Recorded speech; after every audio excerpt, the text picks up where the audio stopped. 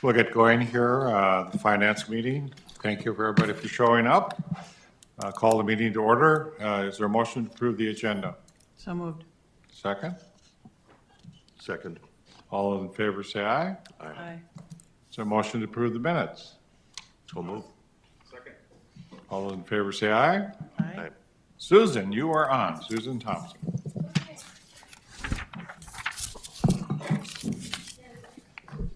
Your mic's not on, Susan? Sorry, that's what happens when you get down here 3 minutes before the meeting. Okay. Let's move into sales tax. So I have a few items, whoopsie. I don't know, but just put it down on the second slide.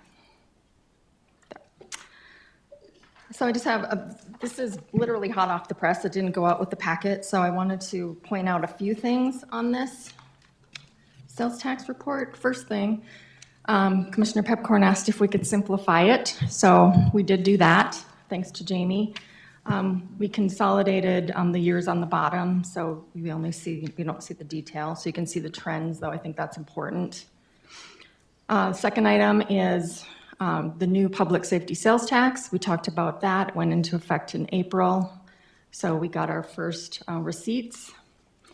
And then we have that as a separate column because it's important that we track trends, so we don't want to include that. We want to make sure we're comparing apples to apples. So we have that separate and it's not included in the percentage calculation. And then the other thing is the percentage calculation. A negative 6% year to date is nothing that I ever want to see. However, that's one that would trigger me to call the tax department, which I did. I think I mentioned this phenomena a couple years ago with the same issue. The state kind of records things more on a cash basis. So actually, let me just go to the next slide. Can you go to the next slide? So this is a phenomenon at the state when the end of the month happens on a weekend. So in this case, April returns are due on May 31st. May 31st was a Saturday, so that made them due on June 2nd. So for the tax department, they consider June receipts as May, so it should reverse, I hope. I think a lot of people wait and pay their taxes on the very last day, so we're going to be curiously watching the July returns. Okay. Wrong way. The next item, this is from the EDIC meeting last month. Jim is going to talk through pilots and TIFs. We sent out this information in advance, so we'll just go over it in general. Yeah, I'll just go over this briefly. These are the different property tax incentives that the Economic Development Incentives Committee evaluates. Commissioner Pepcorn asked I also bring this to the full City Commission. You know, the first group is low-income housing. These are projects where if they had to pay the full property taxes, you know, the projects that just wouldn't have been feasible and people wouldn't have been able to construct them. The city assessor has to look at a building that may have restricted rents. You have to look at it as this, well, what would this sell for? You know, if you could sell it, and he can't really take into account the fact that the rents are restricted to determine the, you know, kind of the market value if you were going to sell it with that restriction. So you can see there's 738 units that are currently, you know, receiving property tax exemption. There'll be, I think, probably 3 to 4 applications coming in this fall. You know, last year we didn't get any projects approved in Fargo. Maybe this year we'll have some better luck with some more state money available and a little bit more time to work on the projects. The second group is projects where we provide an incentive out near NDSU to encourage some new housing in the neighborhoods. You can see most of those have actually expired. The demand for this has not been as high recently. The last one done was several years ago. I think in some ways the market for housing there is maybe caught up a little bit, but then also just the cost of acquiring property, even with these incentives, hasn't been feasible. The downtown with a similar program that we've had seen 888 units, use these. A lot of those have expired or partially expired. We've got another $100 million in property values that are pending that will expire over the next dozen years. This is a policy that kind of goes beyond the Renaissance zone and provides, a 10 to 15-year property tax exemption. And it has been successful in making a lot of housing projects feasible in the downtown. The next group is tax increment financing. Over the long period of this program, what we've seen is the value of all of these districts when they started was 10 million. All of these now are on this page have expired. Now it's at 400 million. And we actually, in the last 5 years, have had 10 districts expire with over $130 million in value increase. And so that's been a real positive program when we're looking at trying to expand the property tax base without having to extend streets and roads out into newer areas. Then there's some information on the next page on current TIF districts and developers. Some of these will expire again probably over the next 10 to 15 years. The base value was 13 million. Now it's over 111 million. So we've seen a $100 million increase. Again, this is property that's in the pipeline. These are all infill projects. So again, we didn't have to add streets or anything for these particular projects. Some of them don't have much of an increment right now because they're very new and they just haven't been completed. And so like Block and Skyline, those will be substantially more when they're completed by next year. Finally, the public-private partnerships. Those are the 4 parking ramps that the city has worked on over the last about a decade. Roberts, Mercantile, and Northern Pacific, as well as Block 9. You can kind of see the increment there. These are going to expire much further out. Most of these have another 20 years to go, but they will add, probably by the time they're all done, over 200 million in value to the core of the city. And then finally, there's a riverfront TIF district, and as you get into future budgets, this was a renewal plan that was approved in 2021. The money's been used to clean up the Mid-America Steel site. It's been used to support the Lashkowitz project, and there's some other activities that can be done over the next 15 to 20 years. And they have on the last page the projected TIF revenue each year based on what we know is already in the pipeline, as also Renaissance Zone exemptions expire. So some things that have been talked about is improving the riverfront, doing something with the Civic Plaza here, doing some more affordable housing projects could be done. So there's probably more things to do than there will be money available, but those are some priorities you'll have to take a look at in future budgets. So be happy to answer any questions, or if you wanted to ever visit with me in detail about this, feel free to give me a call. Mr. Chair, Jim, I'm curious, did your committee or will your committee be evaluating the impacts of the caps on these various lanes of incentives? I mean, that's a consideration. Most of these incentives, they're not decreasing the value at all. And so if a project isn't feasible without the incentive, it doesn't happen. So it doesn't really affect the property taxes either way. Where if you give an incentive for 10 years, you know that, well, 10 years from now, we're going to get more money.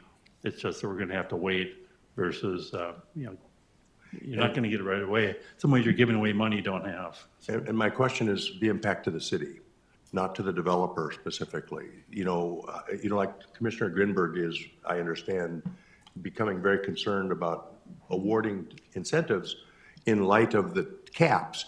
And, like when developers have PPF or PP, whatever that group is, do their evaluations, I would suggest we evaluate at the city level, what are the actual financial impacts of these caps going forward? And what do we need to know or not know? I mean, will they, I just need to know. I'm dealing with a big question mark. I mean, I think if, we saw one project where the county wouldn't participate and it died. And so the city didn't benefit, the county didn't benefit, school district didn't benefit. And so that's why we do the but-for test, because we only want to help projects that won't happen. I think what the county is trying to figure out is if they bail out and won't participate, do they still get the money? And so I think that's what their thinking is, that, well, if the city and the schools give the incentive and make the project feasible, we can still get our 15% of the property taxes and we'll benefit right away, even though the school and the city have to wait. So they're sort of taking advantage of us, our incentive, and There's two parts to that question, Commissioner Strand, and it's a good question to ask, is that if you do the incentives and get the growth of 400 from 10 million to 400 million, basically eventually you get the revenue. The county is very dependent on property taxes. They're more just tied to what is your revenue, it's property taxes. So I think Commissioner, or President of the county, Grenberg, is just saying, well, we're not going to allow any tax incentives because we can only have a 3%. The reality is Mike has allowed the growth. When we've looked at this, we are allowed growth. So you're kind of shooting yourself in the foot because you are allowed growth that you get. So it's not in that quote 3% cap. So that's really a discussion of, does it make sense to do it? I think low-income housing, no question. We would not have the low-income housing right now if we had not done programs for the projects we've had. I think many of the projects we have would never have happened if they come to us and they do the but-for test. Then they're reasonable to do for the city. That helps us. Downtown Fargo has grown from 250 million retail value to $1 billion. That would have not happened if we hadn't done some of the incentives we did. So to me, it's I think we have to separate the two, as we have to figure out, does it make sense? Does it make sense to us? Is it going to increase taxes? And I think, Jim, at one time you thought it decreased resident taxes by a certain percentage if we hadn't done the project. Is that correct? yeah, I mean, if the downtown hadn't grown over the last 20 years, all of our property taxes would be 4% higher, because the downtown has grown that much that it's benefited the school district, the county, the school district, or Park City. And so when other people pay into the property taxes, then the rest of us don't have to pay.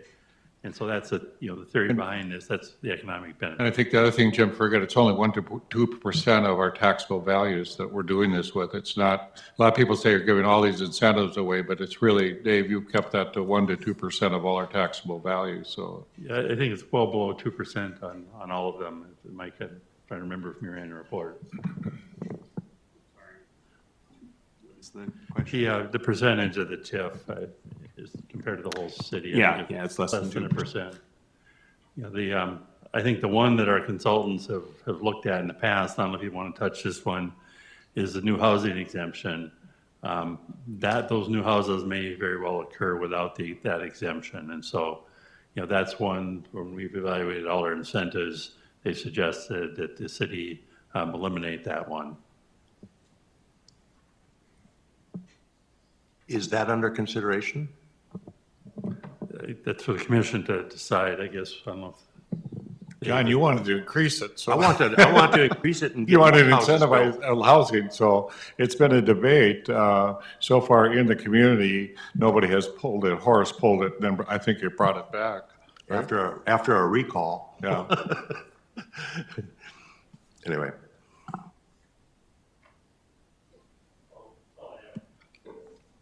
Thanks, Jim.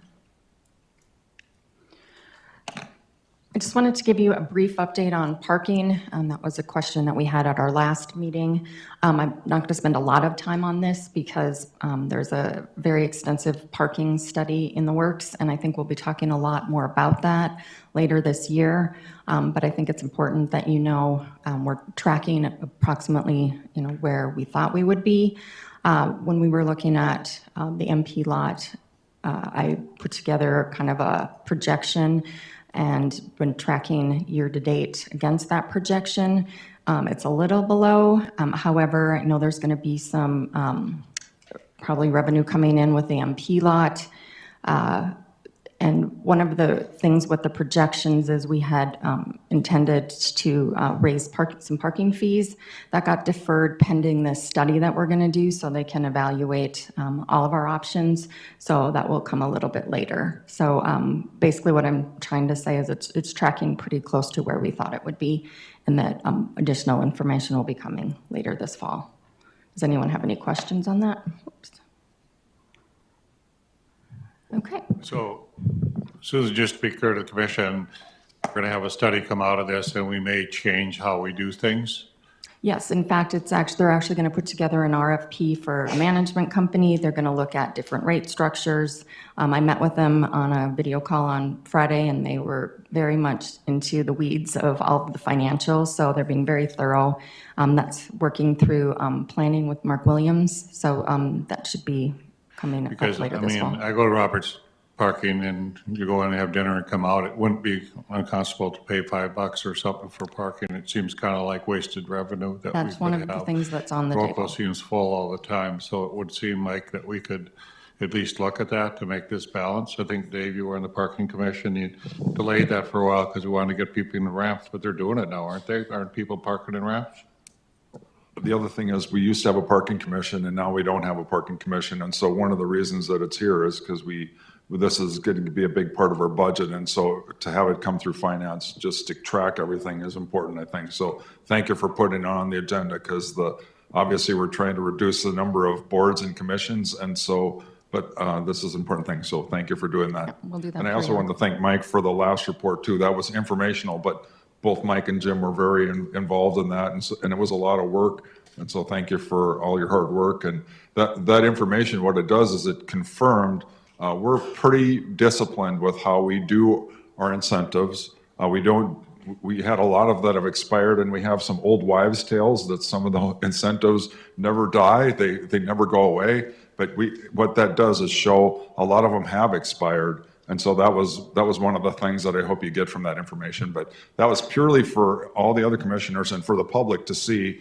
The return on investment on our tax incentives is phenomenal. And you have to be very disciplined how you use it, but it's a very, very important tool. And it's something that we have to keep doing in a very disciplined way. All right, that's the end of my time. Thank you, Mr. Mayor. A question about parking. You know, if we're doing a study, an RFP going forward, and I don't know, North Dakota years ago outlawed parking meters, but there are other ways to skin that cat.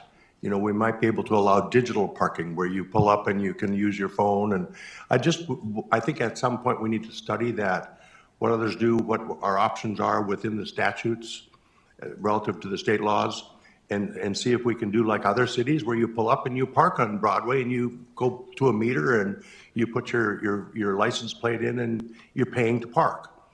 That's common. Anyway, I think we should study what law allows and what we could do within the allowances of the law locally if there wasn't anything we could do.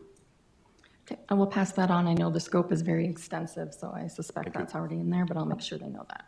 And if I can jump in, I think they truly are looking at everything and what we can and can't do. And so we'll make sure that Mark's got that in his scope.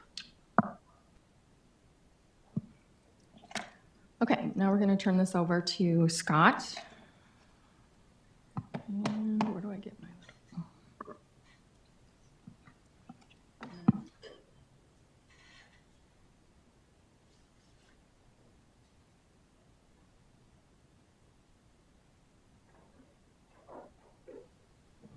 Scott, while you're getting that set up, can I just compliment you? And actually, it's indirectly through Ben Dow. I didn't know who to contact, but the University Drive Manor was having a lot of issues with they're cleaning it out, and it was a mess around there. And so I asked to have the roll-offs were filling up and people were going through them. And 2 hours later, you had them cleaned out and moved. So I just wanted to thank you very much for that. Obviously, that University Drive Manor was a mess. And that helped clean up. And so I heard from the neighbors, they were very appreciative. And so I apologize for not calling you directly. And Ben always takes credit for everything. So I just wanted to make sure that you got the compliment. Nope, that's good. Thank you. And like I always tell everybody, we don't always know that there's a problem until someone tells us. So it's a big city, so appreciate the call in and happy to take care of it as fast as we can. So, good morning, Mayor, Commissioners. For anyone who may not know, I'm Scott Olson, the Solid Waste Director for the city. Thanks for the opportunity to talk about the rates that we'll be looking to adjust coming up here in 2026. I will give a bit of a, I won't say lengthy, but a background on where we're at currently, kind of a status update, and then jump into the proposed rates. So, the first slide we see here would kind of be the average resident's monthly bill. This is Joe, average Fargo citizen, and the services that he pays for from the solid waste department. Firstly, the garbage rate, $9 per month. That's our most popular can, 64-gallon container. And then about 80+% of folks do opt in to recycle. That's an additional $4 a month. So the grand total of that $86 would be about $13. One thing that, aside from the curbside services that we serve, would be some of the additional services that we offer to residents at no charge year-round. So that's included in that $13 per month. The household hazardous waste facility, which residents can go year-round and drop off paints, stains, liquids, and electronics at no charge. Open during landfill hours. Residential transfer station, again, is open during all landfill hours. Residents can bring any amount of garbage that they'd like. Get it out of their house. They don't have to wait for cleanup week. And there they can also bring cardboard, all-in-one recycling, batteries, tires, metal, anything. We also have our 20 recycling and yard waste drop sites located throughout the city, very popular with the City of Fargo residents. And of course, annual cleanup week, that is included as well. So some of our historic residential rate increases. The last time we had garbage rates increase would be 2007.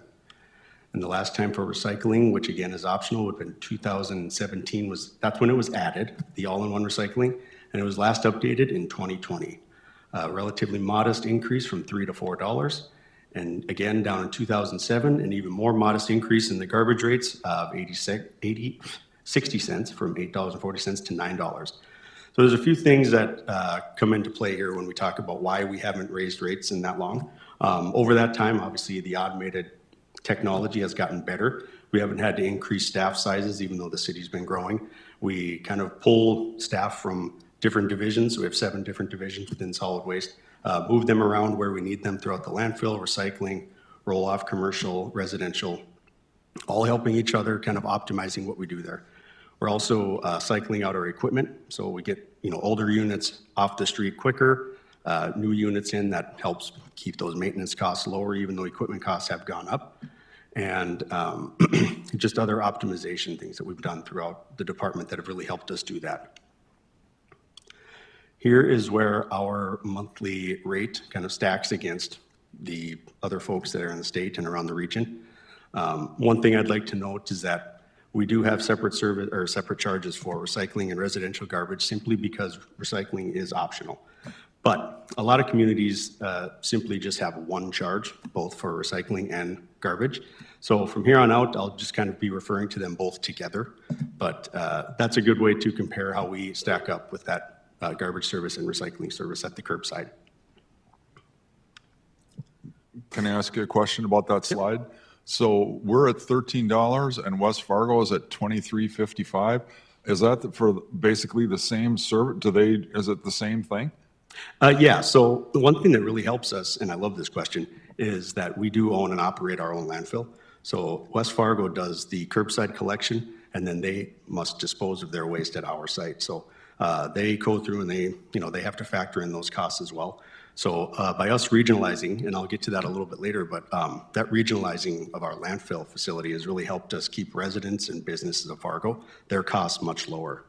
So that's that is one good aspect about the landfill. Can I ask you one more question about that? So West Fargo, then they have to pay to use our, so what, you don't have to give me this specific, but what's the ballpark number that they have to pay? So they would pay our typical tipping fee. So it's currently $51 a ton. And that's what they pay when they come across the scales. Can I just give you, and I apologize for talking so much, but to me, the more we pay the more outside people have to pay, the better it is. Because I would much rather have our residents pay low rates and keep raising their rates Do you know what I mean? Instead of our, because I think the average resident looks at this as a good thing, and having someone else have pay is a better thing. And so that's just my opinion.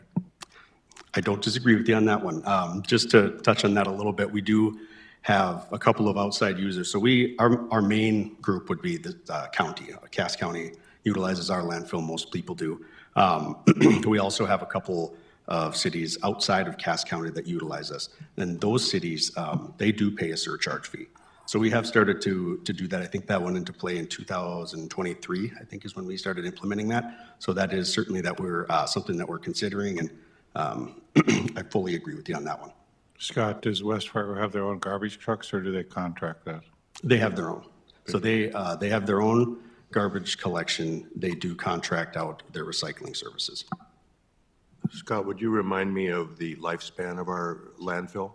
Yes, currently we're at about 17 years, and I'll touch on that a little bit in a little bit here, but we are going through a permit renewal and modification where we can extend that a little bit, but the latest financial assurance show about 17 years.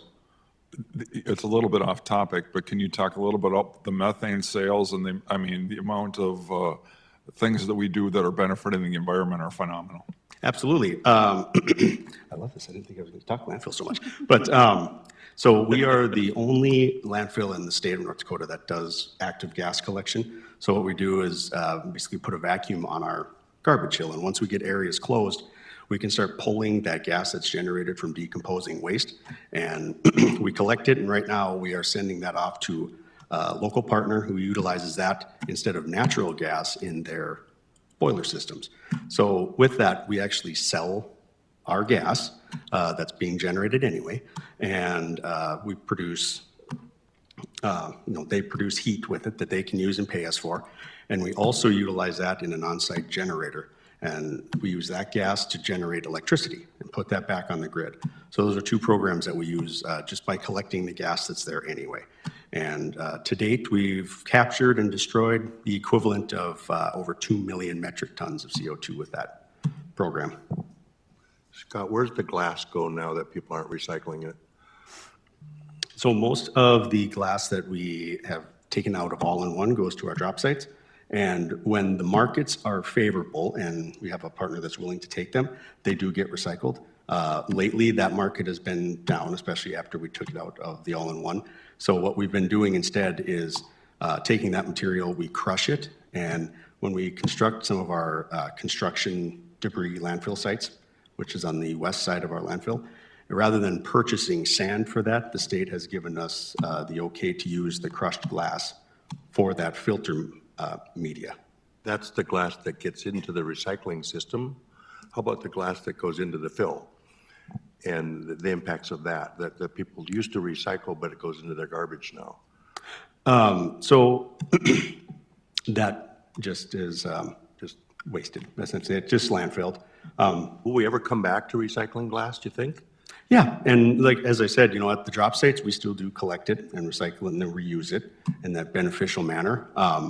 I would say if the markets do come back and it's favorable and, these other entities do want to take that and recycle it again, then we would certainly evaluate that. And I feel that people felt we lost something when we lost that. They built up this culture, this mindset of being good to the environment, and then we have to back off and start throwing into the landfill stuff we used to recycle. I just wish we could, even if it isn't always cost beneficial, just to do that for the people. And anyway.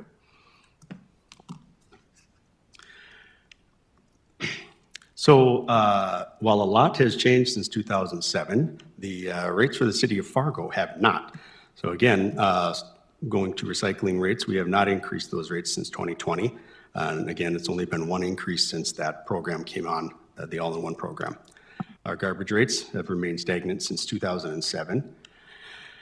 And our commercial and landfill rates have historically been evaluated every 3 years. I would suspect that moving forward, we would continue to do that, evaluate for a 3-year period, get ourselves set so that, residents, businesses, outside users don't have to see a constant raise of rates and change in their fees, regardless of what's happening with infrastructure projects that we need to implement or those larger construction projects that we have at the landfill.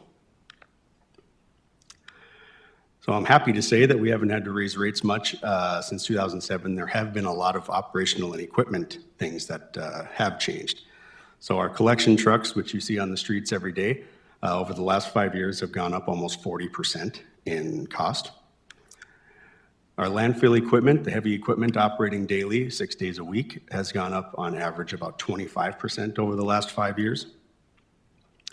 And with this equipment, you can imagine that being on the street every day, sometimes 7 days a week as we're collecting grass like we do in the summertime, summer and fall. They put on a lot of miles. The landfill is a tough environment for that heavy equipment to be in 6 days a week.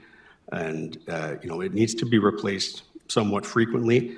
The hardest thing that we have is downtime. So when trucks don't get out on the street, people don't get their garbage collected, that's a source of most of our calls. If we can't compact the garbage that comes into the landfill, that causes us a pretty big issue for oxygen being entered into that waste, and then that could potentially produce fires. So we have a big need to limit downtime, and the older that equipment gets, the more worn it gets, obviously the bigger the maintenance costs are on those. If you could go back to that slide just for a moment, please, Scott. Yep. Another element that's reality here is all of our personnel costs. Since 2007, we have our people and benefits and wages, and that escalation is another component of this we should be tracking as well. Just be aware of it. It's in there. Yes. Yep. No, that's a very good point. Thank you. I'm happy to say that over those years, we've barely had to enter any new FTEs. So we've been beneficial in that realm. But yes, certainly cost for employees, cost of insurance, everything has gone up pretty significantly. Scott, when we were talking, I think you mentioned that since 2007, we got the new trucks that are automatic, which then means we have one person in a truck instead of two, which then creates significant efficiencies and probably is part of the reason why your personnel hasn't changed much. Yeah, thank you. Touching on recycling as well, which has changed since 2007. We just renewed our contract in May, this past May, and starting May 2026, we will see an increase in those recycling costs, estimated right now to be about $6,000 per month for an increase based on the tonnages that we bring them. The total net cost in those recyclables is really market dependent. So again, that 6,000 mark is a decent estimate. Some of the kickback money that we might get because of the magazines, the cardboard and everything that we deliver, that's single sort from the drop sites, that can limit that or lower that total expense. But overall, contracts are going up. It costs more to recycle material. It costs more to offload it. So that's just a thing that we are committed to paying, but it's a reality. So let's just take a quick look at the numbers. I won't get too lengthy on this one, but looking at the residential garbage trucks and recycling trucks that we have on the street, we average about 10,000 miles per year on each one of those trucks. There's 8 or 9 garbage trucks that go out every day, touching about 6,000 accounts. And there's 4 recycling trucks that go out every day, and they can touch upwards of almost 4,000 accounts per day based on who's opted in and kind of the neighborhood. Our commercial and roll-off trucks average about 20,000 miles per year. 4 trucks are used daily in those operations in each one, so 8 total trucks. Some of our front-load commercial trucks, which we are converting most of our commercial sectors over to a front load, and what that means is that it's less time for employees to have to get out of the units, less being around actual garbage at the dumpsters. It's much safer, and those trucks will see about 15,000 miles per year. And then going to the landfill, when we talk about a landfill bulldozer, each one of those is a well-used piece of equipment, 6 days per week. We have 3 of them running daily, handling operations on both sides of 45th Street. So they put on a lot of hours each year. The landfill compactor, a very expensive piece of equipment, one of our most necessary ones. When you think about a high dollar item like that again is going 6 days per week, that is needed to make sure that we're compacting waste properly, keeping down potential fire issues. And just a fun little fact, when you talk about the last landfill cell that we're currently constructing, it's about 10 acres. And when you think the compactor is needed, if we can compact that waste an extra 1 foot throughout those 10 acres, that's about $1.2 million worth of airspace that it can produce. So it's one of my favorite pieces of equipment and one of the most essential. And then looking at the tree shredder and the wood chipper, it's another high dollar item that runs almost every day. You'd be surprised at how many trees do keep coming in during the winter time, but we get a lot of trees and a lot of pallets out there that we have to manage and get rid of properly and try and recycle those and offload some wood chips to anyone who's willing to take some and use them when we have wet weather. So here, we'll talk about the landfill a little bit.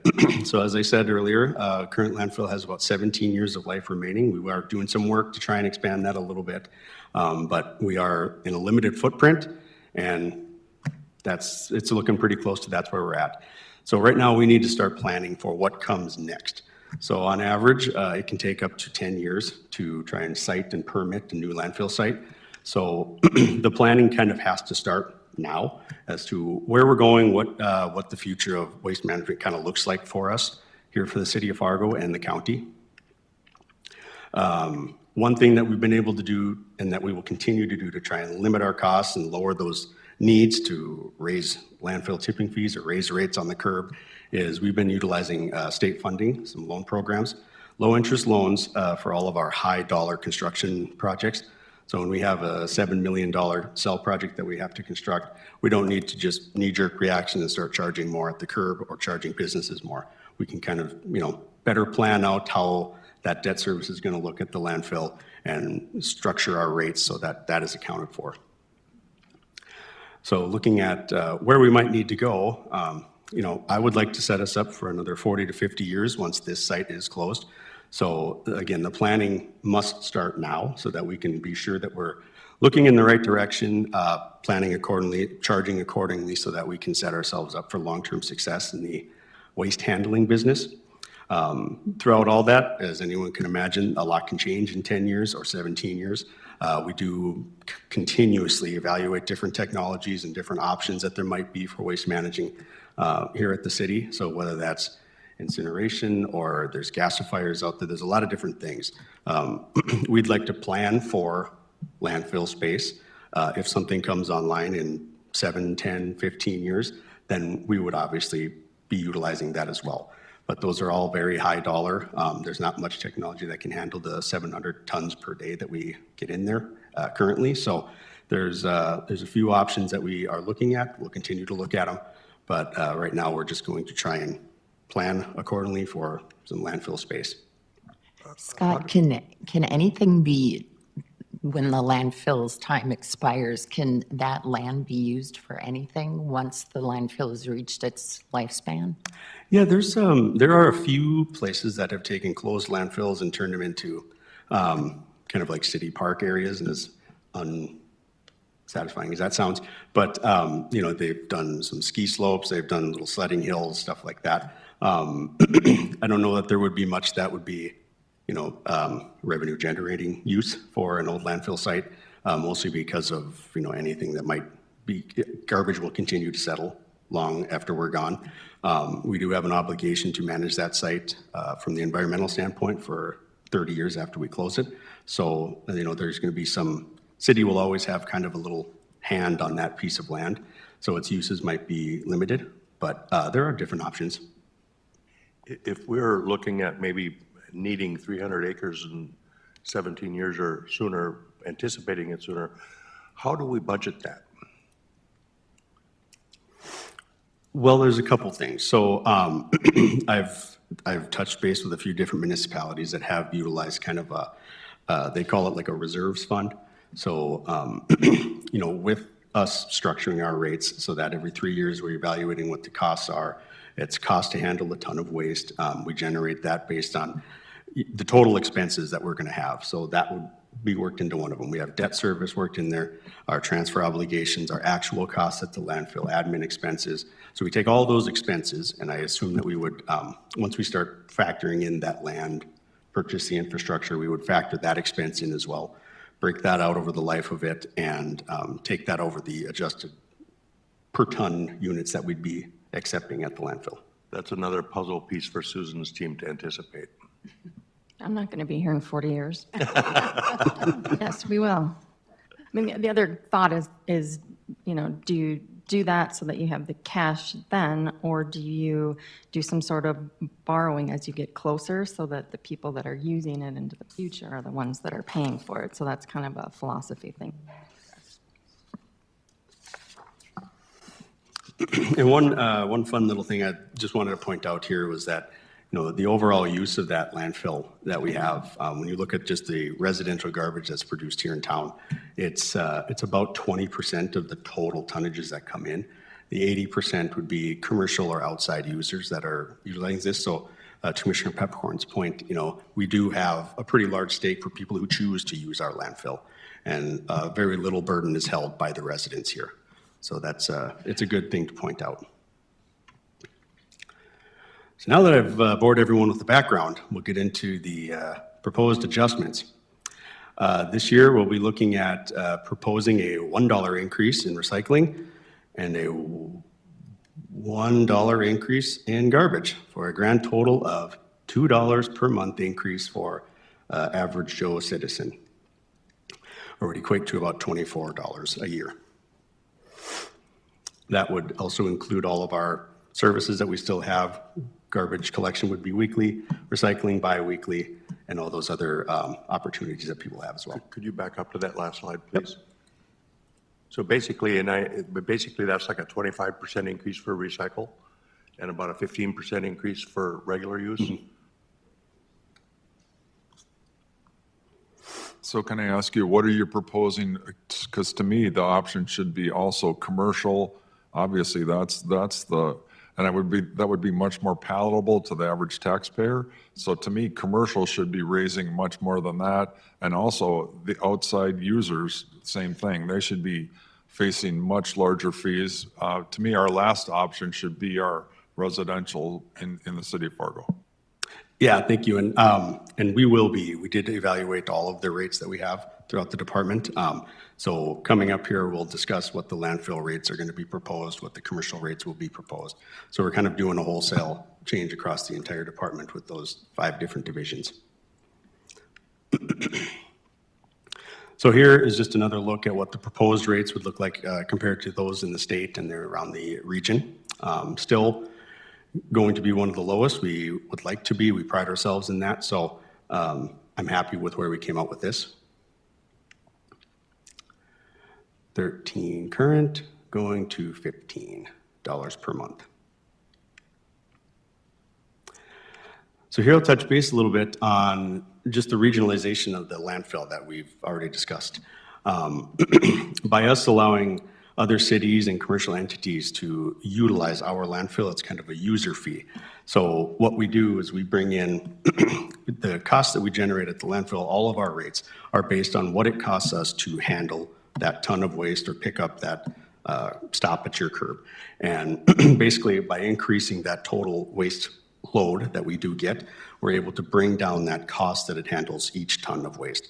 So what that does, increasing that, is we're helping bring down the total cost to residents here in Fargo and the businesses that are local, and it all becomes more of a user fee. If people want to use us, then they can choose to. It also helps to stabilize our rates over time. Increasing that waste load does help us to spread what the burden of that cost is. So just for an example, if we shut off everyone that was outside of the city, then that cost to handle each ton of waste, assuming that we didn't fire a bunch of people or get rid of a bunch of services, that would increase quite a bit. So those costs at the scales would increase, and likely our residential rates would increase. So regionalizing is a good option for us in solid waste as well. So Scott, with regard to that 300 acres we're going to need down the road, does that have to be in the city limits, or does it matter where it is, or? So it would be nice if it was in the city limits, but it does not have to be in the city limits, no. I'm wondering if there's any diversion properties that ever could be incorporated into that lane. He's looking at those areas. So in the areas that they have to sell back, John, we'd look at everything. So there may be an opportunity for 300 acres, yeah.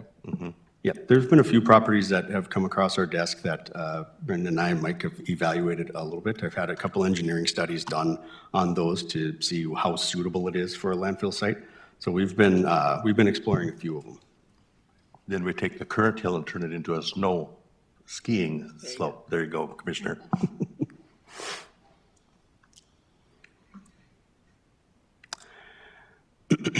So here is where we will be proposing our landfill rates to go. You can see currently we are sitting at, oops, I apologize for that. We're sitting at $51 per ton. That's one of the lowest in the state. We will be proposing a $6 increase to $57 per ton. Again, part of that factors in some of the new expenses that are coming on with debt service, some of that user fee that we're going to be implementing, and raising those a little bit to factor in all the expenses that we have over the total tonnages that we should be getting in at the landfill. Again, high tonnages means that we can keep that dollar a bit lower while also covering all the expenses that we have and keeping our residential rates as low as we can.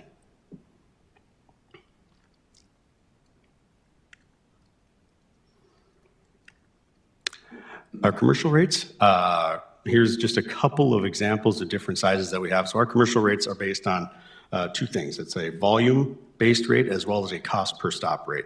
So once you do all the math on that, you can come up with kind of a, here's what it costs us one time per week to get a 2 cubic yard container or a 4 or a 6 or an 8. So currently, just using the 4 yard container as an example, currently it's $86 to service that one time per week.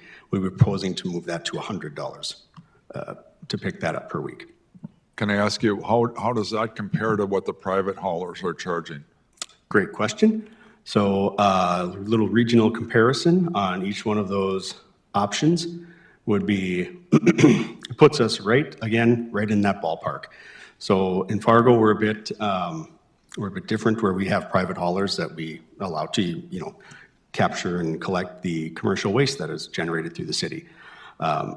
We don't want our rates to be too low that we can't pay for things, obviously, but also we don't want to price out private industry. We also want to keep them high enough so that we're able to still provide that service to the residents and people don't choose to go elsewhere. So looking at different cities and private haulers, we're, again, right there in the ballpark with most of our rates, and it should be good. So this is where I'm confused, because like West Fargo, obviously they're a little bit more than us, but that tells me we're not charging them enough, the private haulers, because I think we should be way, if they're paying us to, do you get what I'm saying? Mm-hmm. Anyway, so I just think that we need to look at that a little bit closer, because from my perspective, we need to be charging them more.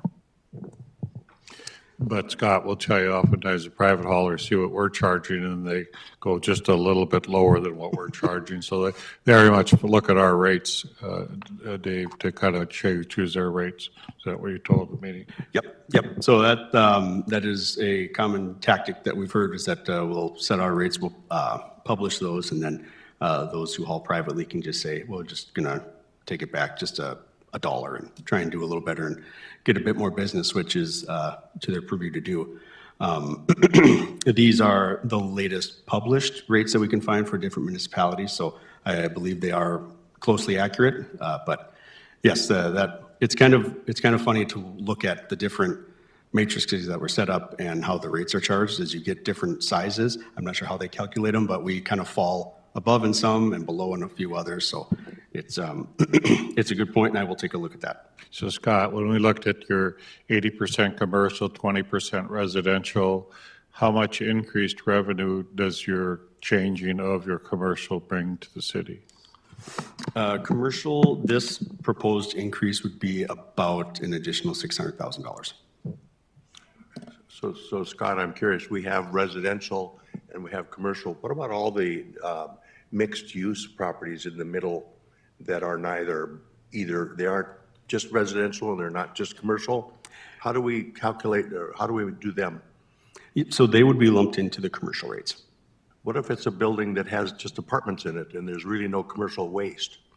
That would still be considered commercial garbage. I think we should look at that topic. There's a lot of buildings that fit into that area that, I've seen this in my own life. That's why I'm asking. So basically, the way that we have it is if it's a dumpster, it's a commercial property. So if it's a regular, small, little one, it's not commercial? Correct. That helps me a lot, Yep. right there. Thank you. Okay, yep, good. Last thing I would like to touch on is in 2024, the comms team did a community survey, and I didn't want to toot my own horn, but we'll go with it quickly. One of the higher scoring items on here that we serve is the waste and recycling services, how satisfied customers were with that. So 65% find that to be positive, 21% to be neutral, so we're over 80% in people who at least don't say it's bad. And here's how that calculates in that survey based on the national average. So City of Fargo is doing okay in the quality of waste and recycling services according to those who responded, and we're pretty proud of that. Your good service raises our rates, our reviews. Lastly, here's just a quick snapshot of the different divisions that we are charging. We discussed most of them today, and if there's any other questions, please feel free. We can discuss it now, or feel free to reach out anytime. I think you guys do a great job, kind of look at your costs and what it does to the residents. And to our residents, you've kept our costs down as much as possible. I think also most people enjoy the services around the community. And whether you like it or not, garbage collection is one of the biggest concerns most people have. You shut it down. I know recently in the city, they shut down garbage, and it just makes a huge mess in the community. And I think, Scott, you're thoughtful on this, since commercial will take more of the burden. If commercial is really 80% of our revenue versus 20%, we're really putting the burden of the cost on a lot of it on our commercial. Our residents, again, are being spared having high rates, and I think that's fantastic, because I think the public has to understand that. We try to give them a heck of a deal. And I remember, Commissioner Stratton, when we talked recycling, we tried to keep that cost down. And I remember when we first even went into that, we had no clue how much that would cost us. And we first started at $3 a month, and that was just, I mean, we really were thoughtful about doing. And then if people want to opt out, they opt out. I see that 2,000 people don't do that, which I was kind of surprised about. But a lot of people still like to take it to the dump site. So, and I see that busy all the time. So I think it was an excellent report. Thank you. Thank you. Thank you, everybody.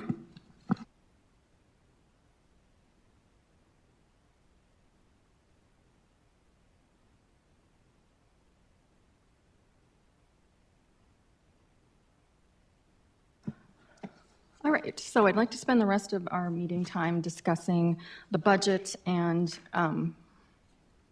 particularly revenues. And then when we talk through the timeline and update, I'll give you kind of our plan for a thorough discussion of expenses as well. But I would like to start with revenues. So what I have on here is the general fund revenue trends. I have actuals along with 25 budget and 26 budget, and I wanted to talk a little bit about some of the changes that we're seeing. So at the very top, that is the property tax, and I'll spend some time going through the calculation on that. One thing to note is that we budget for gross property taxes, but when we actually get payments from the state for the veterans credits or the homestead credit or the primary residence credit, those actually get reported as state revenue. So in order to compare apples to apples, I had to move it up there. That's going to be important this year when we have the new $1,600 per person credit. So our actuals will look a lot different, and we'll have to make sure that we talk through that when that actually gets recorded.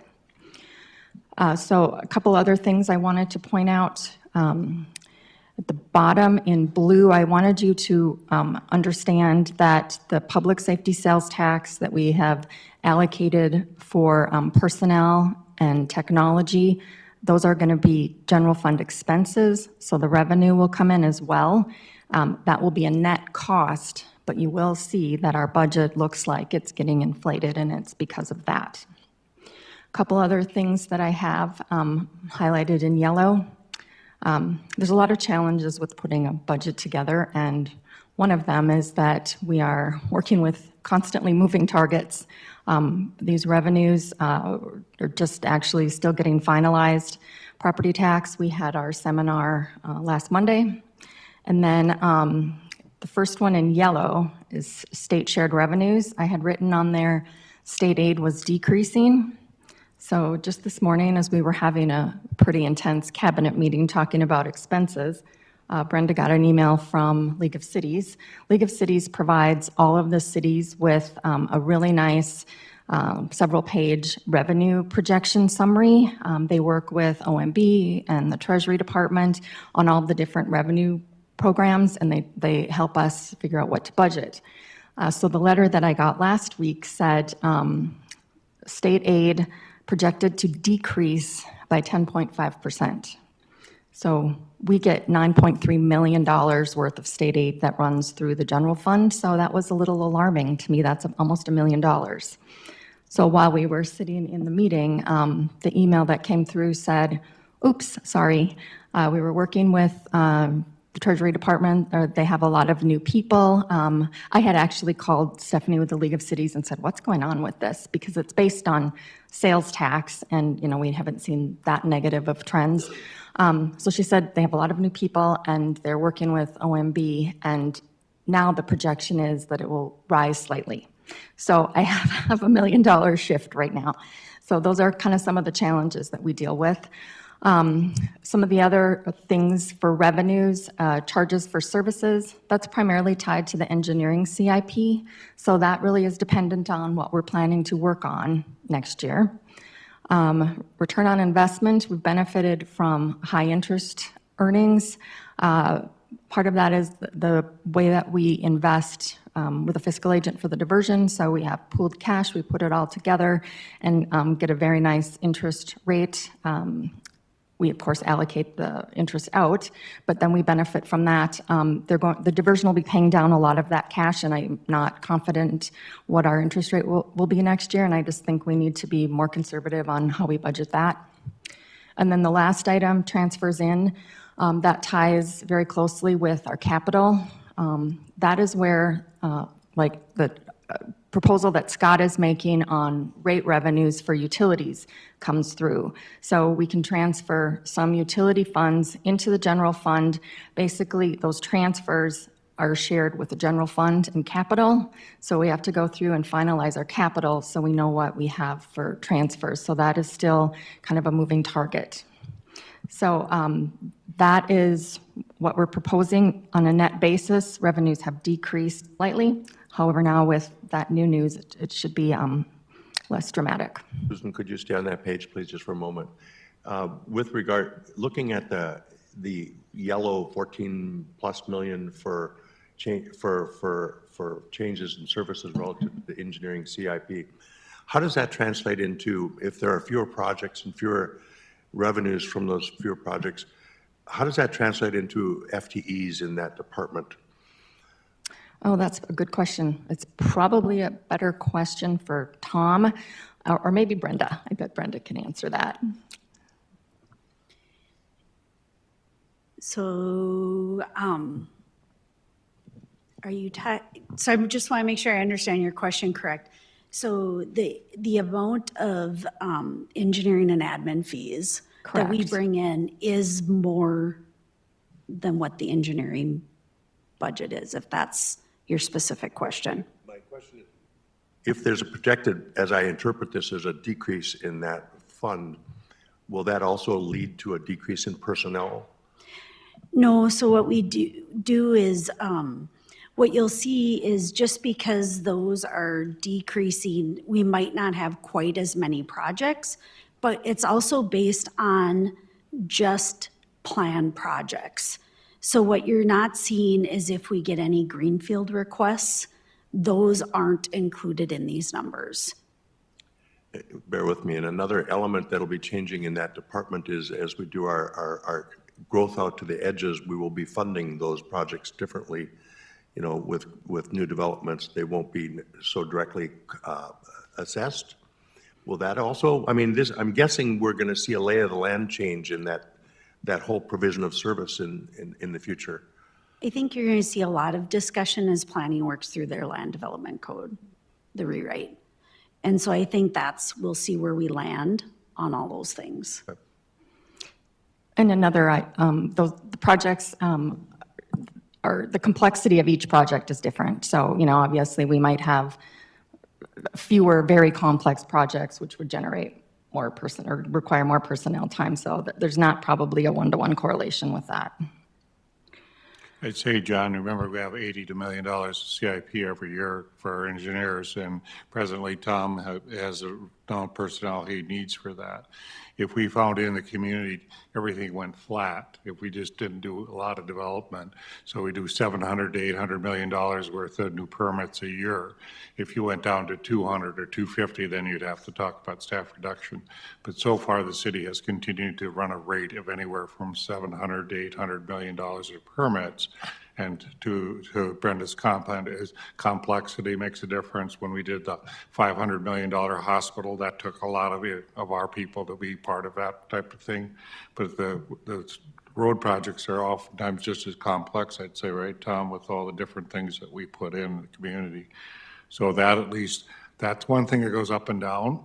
It's always great to see the revenue come in, and Susan and I'd like to see that be higher every year, but it does have fluctuations to it. And Tom's coming to speak to it. I was trying to resist coming up here, but really a lot of our staffing is for things outside of the construction as well. So utility locating, right-of-way management, maintenance of streetlight utilities, things like that. So we're always still going to have those things regardless of the number of projects we have in our annualized CIP. The other thing is, as our CIP grows, we rely heavier on consultants and overtime. And so if our CIP is slightly lower, I wouldn't see a reduction in force. It's just likely, hopefully, a reduction in use of consulting engineers and a lower use of overtime.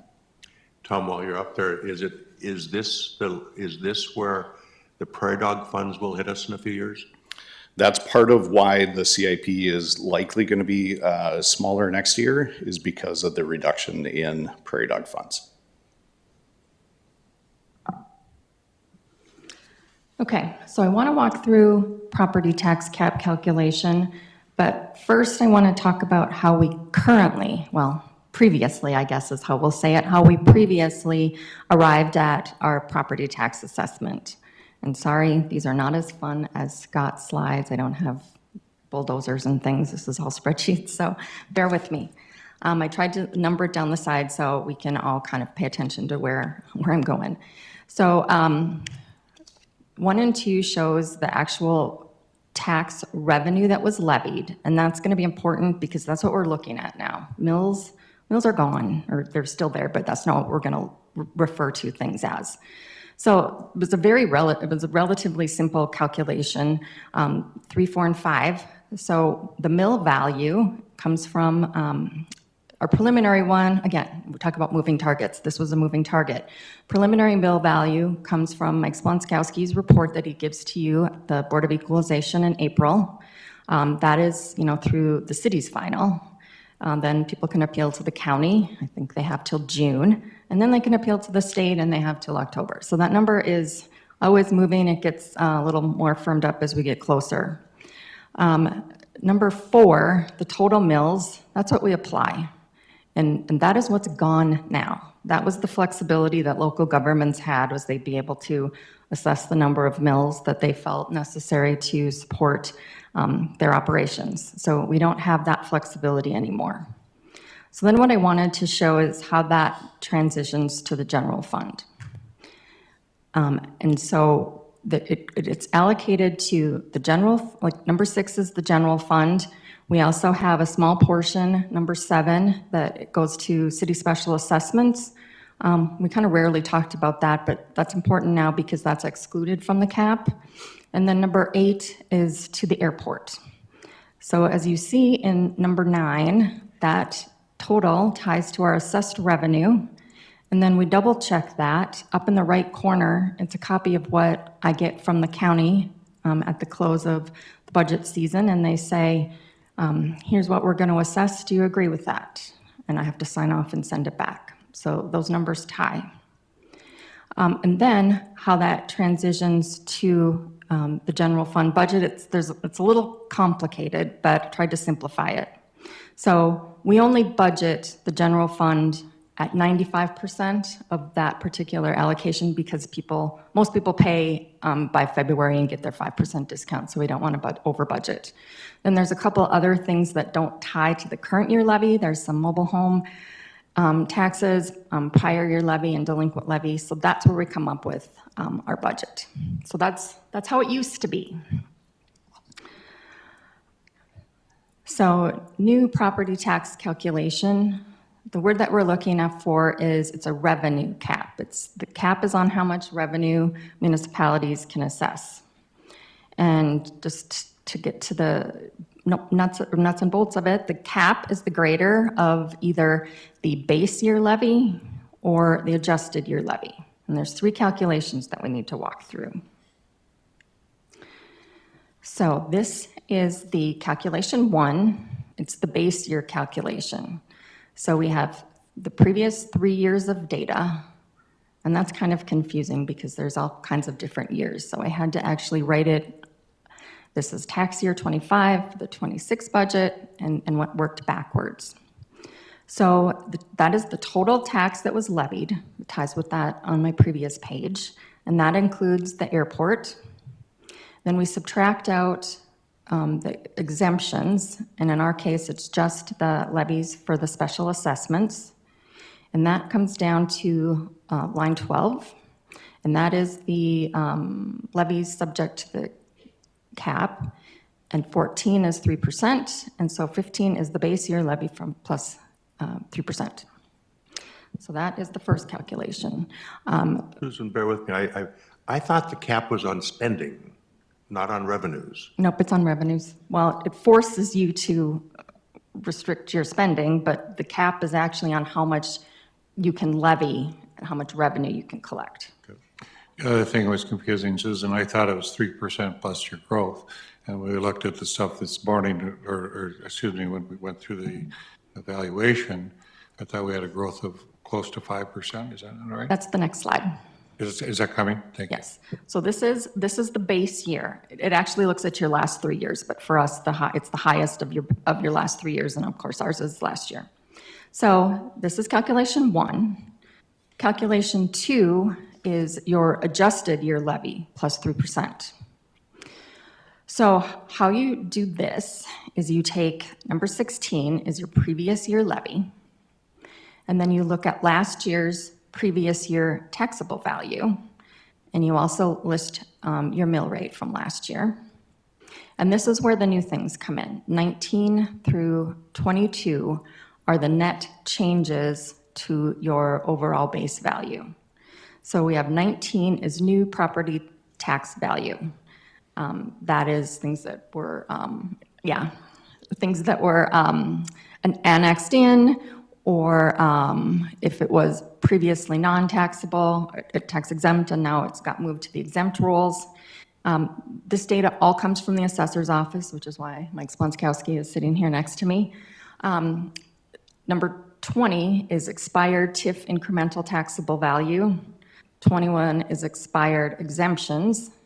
And then we also have to remove any property tax value that is no longer taxable.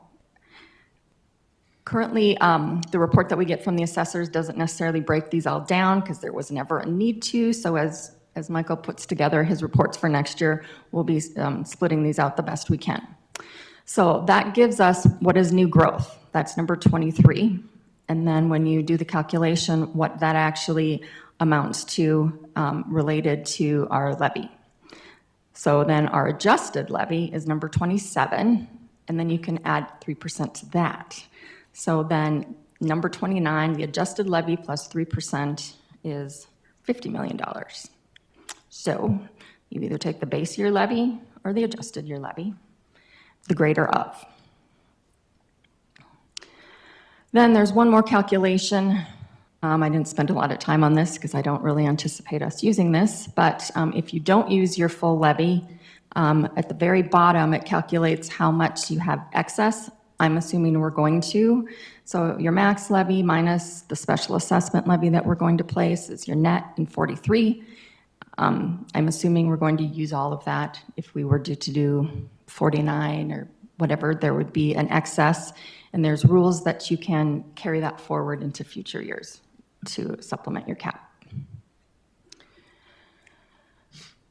So then just quick on how this can be implemented.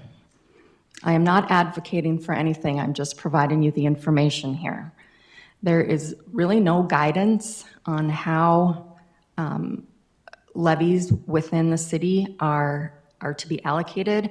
I was working with some of the other cities, and they have a lot more specific. Bismarck, for example, I think they have a park one and a library one, and there's really not any guidance. It's up to you. So I ran a couple scenarios here.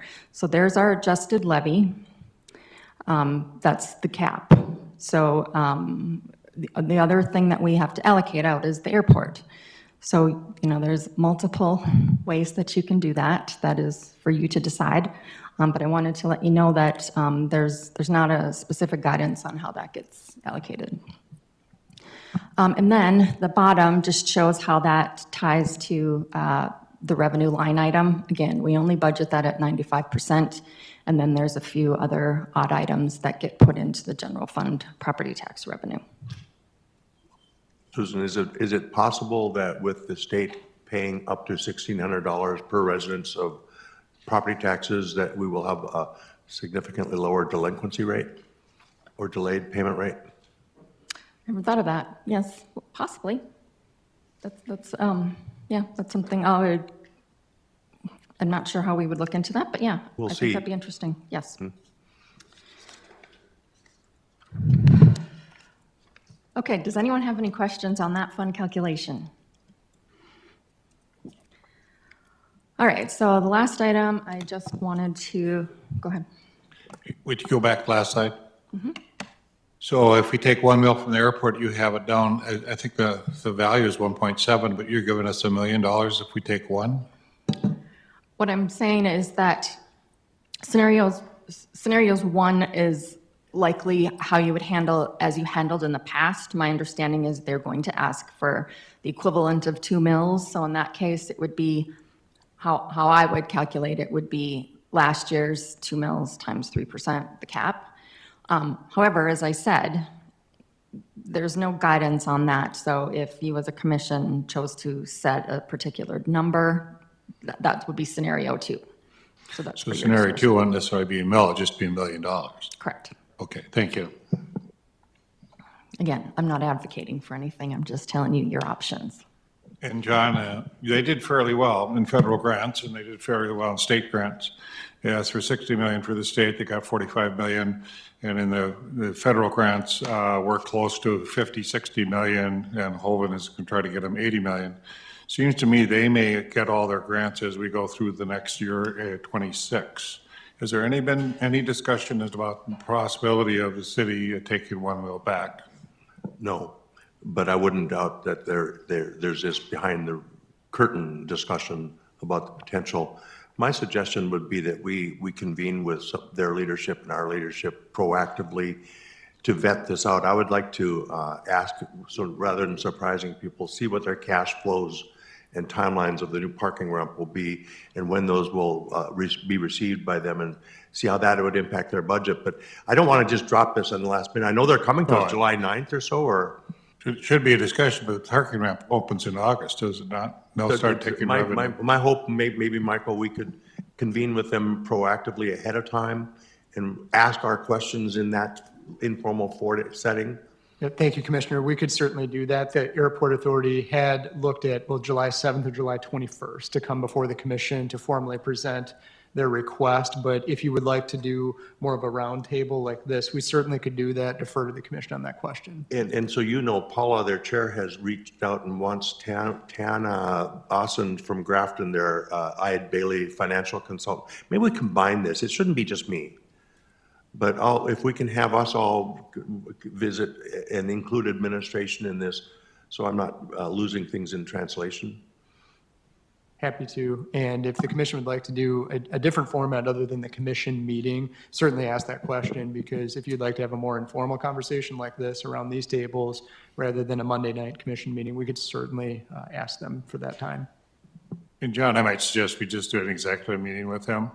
It could be just two of us, be sitting down and talking to them and visiting with them, because you'd get all the different commissioners weighing in on it. It might be good just to forewarn them, have a discussion with them and see what their budget looks like, because we haven't seen their budget yet and seeing what they're doing. I think they're doing well, at least the monthly reports seem to be showing that, but it'd be nice to hear Sean Doverstein's response and discussion, and perhaps a smaller meeting, and then if we need to bring it to a bigger airport report to a full commission, like a finance meeting, we could do that. Michael, let you and I follow up with their chair and work on that visit before our July 7th meeting. I think she was looking for this week. Okay, so the last item is I just want to talk through the rest of the process. So we talked a lot about revenues. We've not talked about expenses.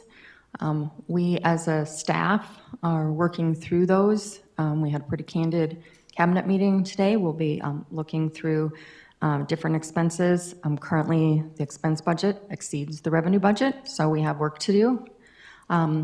What we're proposing is you'll be faced with some decisions you need to make, and we think that setting, I'm calling it a budget workshop. Perhaps it's a series of meetings where we talk about the different departments that have proposals, talk to you about what they are proposing, why it's important, what service implications will be involved, because anytime we change services, there's going to be some public implications, and we want to make sure that you have the information you need to make those decisions. So Kemper's actually looking at the calendar. We're going to look at that the week of July 14th. My team has put together some summary documents for each department. It looks at their trends, their FTEs, what their mission is, different suggestions, and then we'll come back with the department suggestions as well, so you'd have some backup information. How I anticipated is that it might be a series of days, and we have certain departments scheduled for each day, so you can maybe do a little homework and then have the opportunity to ask questions and field questions. So when you get that final budget, it's not something that you've not seen before. You've been involved in the conversation and you're comfortable with some of the decisions that we're making. So that would be our plan. Does anyone have questions or thoughts on that or input?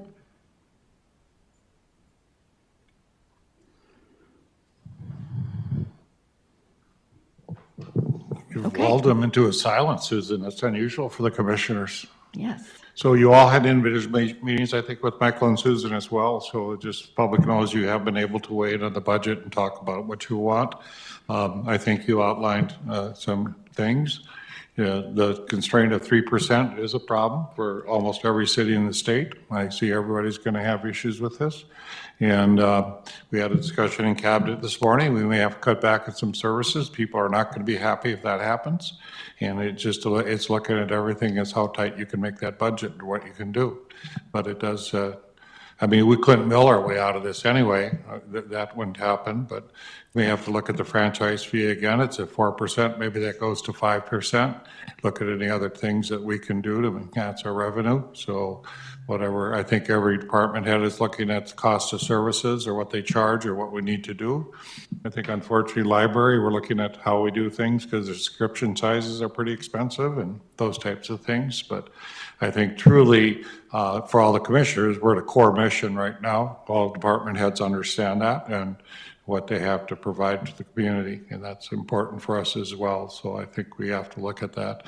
But the state has to know, local, you all get, and myself would get voted out if you do things that people don't like. So to me, that's usually the barometer we go by. So, but good meeting, Susan. I think it's good information. I'm just curious too, as long as we're talking, at what point can we get our arms around federal finance changes?